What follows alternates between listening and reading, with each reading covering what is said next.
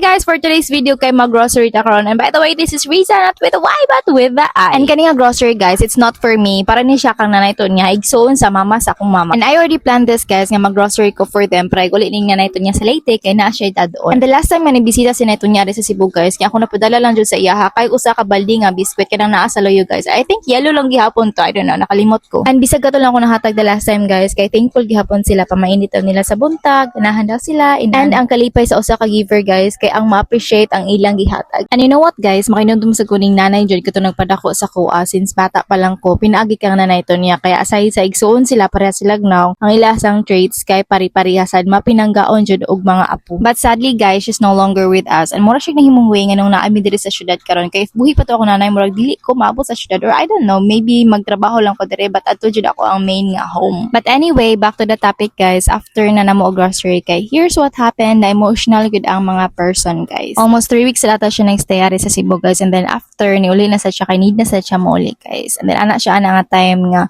if duol pa lang dili na jud unta maguli-uli pa. Sad reality nga need na to i-face and accept the situation. Actually ganahan sa din na ito niya nga mobisita sad mi sa Leyte. So soon guys, God willing. And after ana guys, kay gihatod na sad nila mama og atiwan sina ito niya sa pier together with the apo nga nanguban nga dili jud magpabilin. And that's it for today's video guys. Thanks for watching.